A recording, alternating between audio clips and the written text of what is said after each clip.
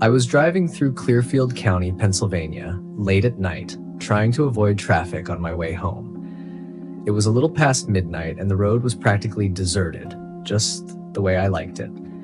I had my usual podcast playing, just cruising along, when my car gave me a low fuel warning. I pulled up my Maps app and found a gas station a few miles ahead, the only one for miles on this empty stretch of road. When I got there, it was a small, no-name gas station, the kind that looked like it hadn't been updated in decades. As I pulled up to the pump, I noticed a man filling up his old, beat-up pickup truck. He was staring at me as I walked past him into the store. I grabbed a coffee and paid for my gas. When I stepped back outside, I saw the guy getting into his truck and driving off. I didn't think much of it, just another late-night traveler. After filling up my tank, I got back on the road, but not even a minute later, I spotted that same pickup truck sitting on the side of the road, completely turned off, right by the woods. It just sat there, no movement, no headlights, nothing. I kept driving, checking my rearview mirror, but the truck didn't turn on. I shook it off and went back to listening to my podcast. But a few minutes later, another ding went off on my dashboard. This time, my tire pressure warning. I slowed down, and soon enough, I could hear the unmistakable wobbling sound of a flat tire. I pulled over and got out to check. Sure enough, my rear driver's side tire was completely flat. I hadn't hit anything, and I definitely would have noticed if I had. Then it hit me. What if that guy from the gas station slashed my tire? I pulled out my phone to call for roadside assistance, but before I could even dial, I heard an engine revving in the distance behind me. The weird part? There were no headlights, just the sound of an engine, and then suddenly, silence. I grabbed the SOS flashlight from my trunk, turned it on, and aimed it down the road. That's when I saw it. About 200 feet away, parked on the side of the road, was that same pickup truck. My heart dropped. I ran straight into the woods and crouched behind a tree, trying to slow my breathing as I dialed 911. As I whispered my location, I heard the truck start up again, and this time, the headlights flicked on. It rolled up next to my car and stopped. Then a voice called out, "You need some help?" I stayed completely still. The 911 operator was still on the line, asking me if I could see any weapons. Then my signal dropped. My phone went dead. I stayed hidden, heart pounding, but then I heard another vehicle approaching. A different pickup truck slowed down, and I heard the driver talking to the man from the gas station. I crept closer to get a better look, and I heard the creepy guy giving some fake story about why he was parked there. That's when I knew I had to act fast. I jumped out of the woods and ran toward them, yelling.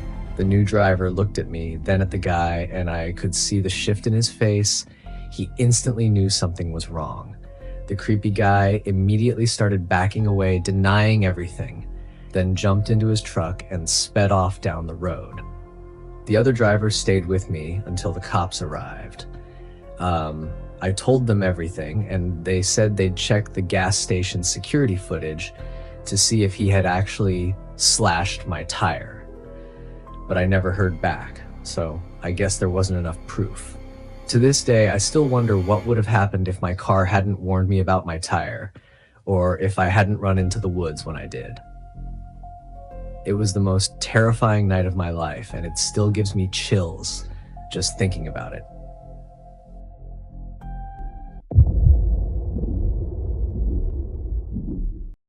I've always enjoyed driving at night. Something about the empty roads, the quiet hum of the engine, and the cool night air makes for a peaceful experience. But after what happened last winter, I don't think I'll ever take another late night drive alone again. It was around 1:30 a.m. and I was driving through a rural part of West Virginia on my way home from visiting a friend. I had chosen a back road route to avoid the interstate, and for the past 30 minutes, I hadn't seen a single car. The only things around me were endless miles of dense woods, broken up by the occasional abandoned house or an old rundown gas station. I had my music playing low, just enough to fill the silence, when my gas light came on. I cursed under my breath, realizing I had been so caught up in the drive that I hadn't noticed how low I was running. Checking my phone, I saw that there was a small gas station about 10 miles up the road. It wasn't ideal, but I didn't have much of a choice. When I pulled up, the station looked like it had been there for decades, untouched by time. A single flickering streetlight illuminated the pumps, and the store itself was completely dark.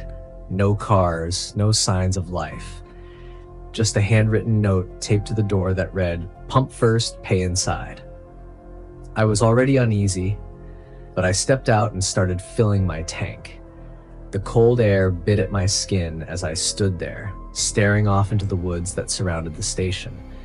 Something about the stillness of the place felt wrong. I kept glancing around, half expecting someone to step out from behind the building. As I stood there, I heard it, a rustling sound coming from the woods. Not an animal, something bigger. I turned my head sharply, scanning the trees, but I couldn't see anything past the darkness. I shook it off, telling myself it was just my imagination. But then I heard something else, a crunch of leaves, closer this time. I turned around fully, my pulse picking up. "Hello?" I called out, regretting it the second the word left my mouth. Silence. Then suddenly, the gas pump clicked, signaling that my tank was full. I practically ripped the nozzle out and put it back, eager to get out of there. That's when I noticed something out of the corner of my eye. A figure, standing at the tree line. My heart stopped. It was just standing there, partially obscured by the darkness. I couldn't make out any details, just the shape of a person, completely still, watching me. I didn't move, didn't breathe. Then, without a sound, it took a single step forward. That was all I needed. I jumped into my car, locked the doors, and peeled out of there as fast as I could. My hands were shaking as I gripped the wheel, my breath coming in quick, shallow gasps. I kept checking my mirrors, half expecting to see someone standing in the middle of the road behind me, but the road was empty. I tried to calm myself down, convincing myself that it had just been some random person out for a walk, though I knew how ridiculous that sounded. Who just stands in the woods at nearly 2 a.m., watching people at a gas station? I was about 10 miles from home when it happened again. My radio suddenly cut out. The low hum of static filled the car, and then, just as quickly, it went completely silent. At the same time, my headlights flickered, not off, but dimmed, just for a second. A chill ran down my spine. I glanced at my dashboard, but everything else seemed fine. I shook my head, trying to brush it off as a coincidence. Maybe a small power surge. Maybe my radio just glitched. Then I saw it, in my rearview mirror. Headlights. A single pair of headlights appeared in the distance behind me, coming fast. Too fast. I gripped the wheel tighter, my heartbeat picking up again. I had been alone on this road for nearly an hour. Where had this car come from? Within seconds, the headlights were right behind me, almost blinding in my mirror. The car was tailgating me aggressively, so close I could barely see its hood. I tapped my brakes lightly, trying to signal for them to back off, but they didn't. Instead, they started flashing their high beams. I could feel my chest tightening. I had no idea what they wanted, but I wasn't about to stop to find out. I pushed the gas pedal, speeding up, 60, 70, 80, but no matter how fast I went, the car stayed right on me, their headlights burning into my rearview mirror. I was in full panic mode now. There was no way this was a coincidence. I was in the middle of nowhere, no other cars for miles, and now some psycho was tailing me. Then, just as suddenly as they appeared, they were gone. I blinked. 1 second, the lights were right behind me, and the next, there was nothing but darkness. I checked my mirrors frantically, but the road was empty again. No turnoffs, no side roads, just a long, straight stretch of highway. It didn't make sense. I drove the rest of the way home in silence, my hands white-knuckled on the wheel. I didn't see another car, didn't hear another sound. When I finally pulled into my driveway, I sat in my car for a long time, just staring at my rearview mirror. I don't know who or what was following me that night, but I do know one thing. I wasn't alone on that road.